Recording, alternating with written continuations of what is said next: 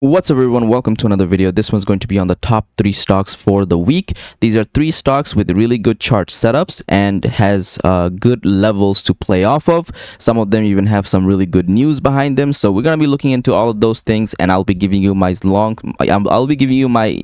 setup on it, and I'll be giving you my short setup on it for each one of these stocks. And then of course I want to briefly go over what the SPY did and how I can approach the SPY into this coming week.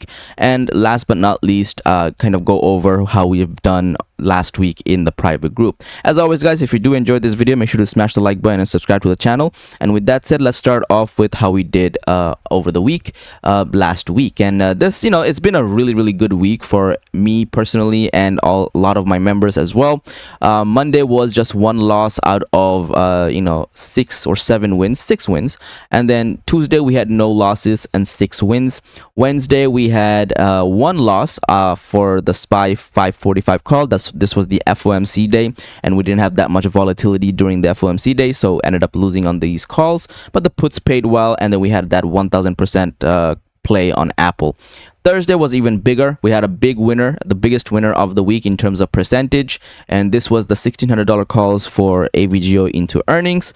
Went up 3000%, and then some more wins with 1 loss as well. And then Friday was just all of the day trades we took on Friday were green, and Netflix went 300%, Adobe Lotto calls into earnings went up 350%, and then AVGO day trade at the end of the day went up 500%. If you notice, I played AVGO pretty much every single day of the week. Basically the only day that I didn't do it is on Monday. Other than that, Tuesday, Wednesday, Thursday, Friday, I played AVGO because it was just a stock that has the means to make you a lot of money because of the recent news that it got. Of course, there were 2 trades. One of them was AVGO that went up in and expired as a loss, and then CrowdStrike $400 calls also expired as a loss. But this was not as big as the amount of wins I had throughout the week, so my losses kind of were very small compared to my wins. 29 wins, 5 losses, 85% win rate. Amazing week, and the plan is to continue this into next week and make more money. So if you guys want to catch every single one of these plays, all of the stocks that you see here have been alerted in this channel in the Discord group. So if you want to sign up for it, link will be in the descriptions below. You can use the code SALE50 SALE50 for the monthly subscription. Get 50% off during checkout, so make sure you use the code SALE50 SALE50, okay, and it will give you 50% off of the monthly. So yeah, with that, let's go straight into our stocks. First things first, I want to look at SPY and kind of give you guys a brief understanding of what I think this will do. SPY obviously has gapped up after the CPI and FOMC day on Wednesday and has consolidated since then. I do feel SPY is doing well, and again, it is election year, so market will continue to be bullish in my opinion. So with the recent CPI and FOMC data, CPI came out lower than expected, and FOMC kept the rate on pause with a potential rate cut coming later this year. I think market really likes that, and it feels very bullish. If you look at the amount of net flow that we've gotten every single day, we have been increasing in positive flow every single day. Even after the FOMC day, the flow has continuously gone up. So I do believe that SPY wants to go up more this coming week, and what I'm looking for is if the SPY can break 544.30 around that area for a push to 545 to 550 zone, because I think 550 is a halfway point between 500 and 600, and the SPY wants to go ahead and touch that 550. So I'll be watching for that. As far as the short goes, you're basically looking for a short under 5, I would say like 539.50, 539.75 area. And the main reason for that is because then you have a nice little gap to fill, which is the FOMC CPI gap up that we had, and this would take you from that 539.50 all the way down to 537. So that's about a nice 3-point drop that you can go ahead and take advantage of, or 2.5-point drop that you can go ahead and take advantage of. And as a day trade, it would be a really good day trade because you'll make about like 50 to 100% on that options play. So I'll be looking to take advantage of that drop, but I'll also be looking to play it on the long side if we start breaking out and start running towards that 550 area on the SPY. So very excited for it. We got a nice little 4-hour flag that you can see. So this coming week is going to decide which way it wants to go. Does it want to go up more? Does it want to pull back? I'm leaning towards more upside because you can see the 4-hour green EMA cloud is holding really well. It's above the blue EMA cloud. It's got good positive flow. It's on a nice uptrend. So yeah, it's got all of the scenarios,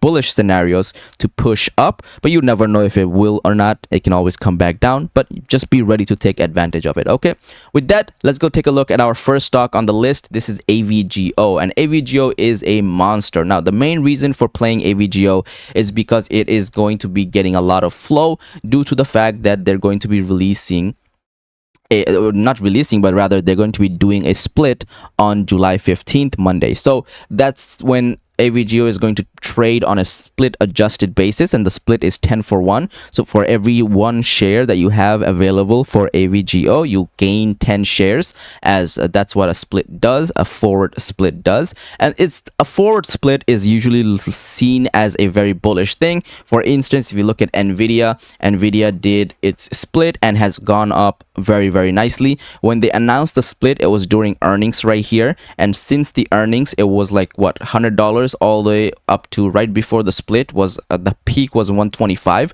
So it ran about a 25% on the upside before the split date. So AVGO, I'm expecting something similar, and maybe not 25% on the upside, but what I'm expecting is I'm expecting the AVGO to go up a lot, and primarily I think we're gonna go near $2,000 before the split. So it's sitting at 1735. The main area to focus on for AVGO is the break of 1750 area. In my opinion, that is where you will see the next leg up. If AVGO breaks 1750, go to 1800. 1800 breaks, go to 1850. 1850 breaks, go to 1900. 1900 breaks, go up another 50 points, and then 1950 breaks, go up to 2000. So I do think 2000 is very likely before the split happens. The split is on July 15th, so we have a month left. So there's a lot of potential to go up throughout this entire month. Now, I'm not saying that it's going to go up every single day.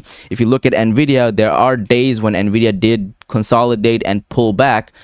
So you have to expect the same thing from AVGO. Is we get a nice little run, we get a pullback, another nice little run, a pullback, and then another nice little run, right? That's what Nvidia did. So for me, I would expect the same scenario from AVGO. I would expect it to do a nice run up, maybe to 1800, and then pull back, and then another run up and then pull back, and another run up and pull back. So before the split happens. So that's kind of the idea. So 1750 breaks, go long up to 1800. And if you want to short it, your short is 1650. Break under 1650, you can potentially look for 1500. I would say every 50 points is fine. So you would look for 1600 and then 1550, like roughly around here, and then finally fill the entire gap up to 1500. So those are kind of the levels on the short side. Personally, I like it as a long because usually when you get a split news, people tend to go in and buy it before the split. And if you look at the flow on the daily chart, you can see that every single day on AVGO, the flow has continuously increased and there's more buyers than sellers. So I'm very excited to see how this AVGO is going to play out this week, and I'll be taking advantage of it. And of course, alert it in the private group.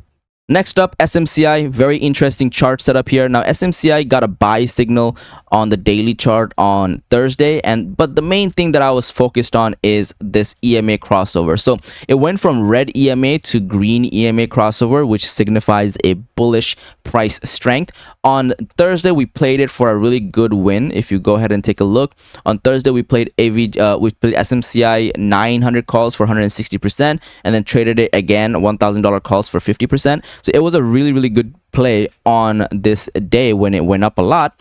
And then what do you see here? Well, this candle is known as an inside day candle. An inside day candle is usually considered a consolidation candle. And oftentimes what you see a big green candle, then a consolidation inside day candle, and then potentially a third candle that comes out the following day, which will be this Monday, and it breaks out of the high of the red candle, which is considered a 3-bar pattern. So what you're looking for is this break of this red candle's high at 872 this Monday or this coming week in general.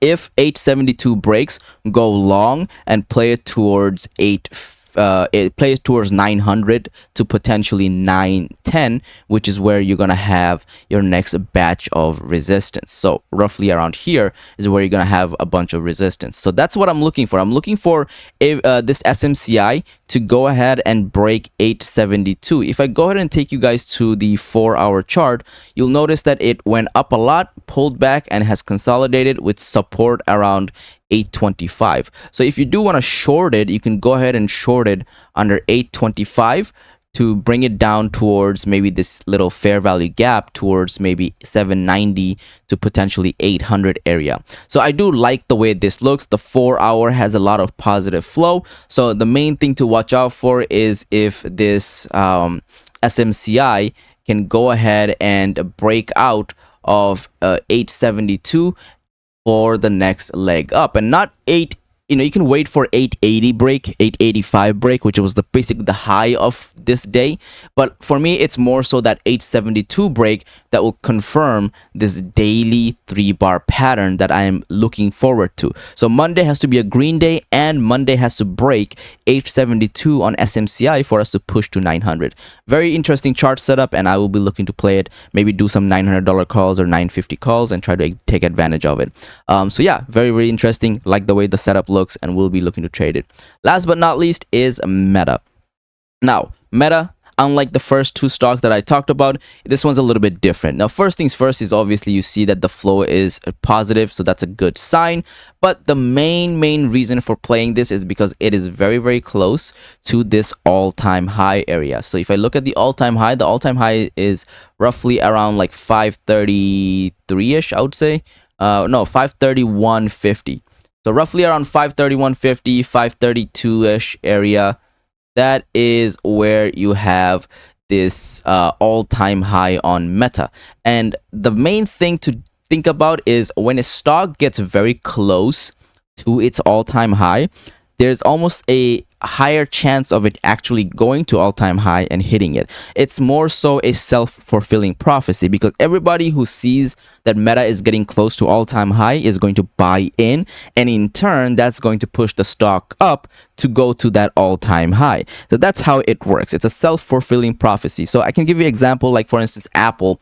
We played Apple for a swing, and you can see I hit Apple for 1000% on Wednesday, is because we played Apple for a swing the week before, because it was getting close to all-time high. Now, given I did not expect Apple to go up this much, this crazy, but the reason we played it the week before is because it had good increasing flow, and it was very close to its all-time high breakout of $200. So I was like, you know what, that's gonna $200 is gonna come in. We're gonna see a nice move. Let me play some $200 calls, and the stock exploded. Right. Similarly, I had Microsoft as another all-time high breakout play, and I sold it very, very early, and because it wasn't moving, and I was like, I'll play it again. And guess what, it did the all-time high break, and it ran up nicely, and I missed out on it. So basically, I don't want to miss out on Meta. I want to be ready for when it does go for that all-time high break. So I'm going to be looking to play this on the break of 515 this week.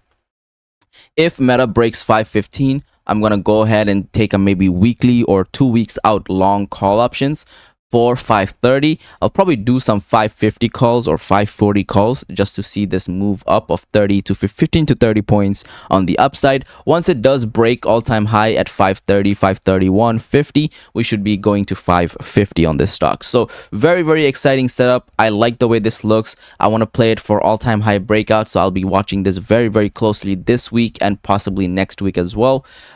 So yeah, very, very interested. If you do want to short it, I would say short under 498, 499 for a nice drop down to like 490 area. But again, I don't like it as a short, I like it as a long. So I'll be watching for the long setup on this Meta trade. With that said, guys, if you enjoyed this video, make sure to smash the like button and subscribe to the channel. I'll see you guys on the next video. Have a wonderful rest of your day and weekend, and let's make some money this week.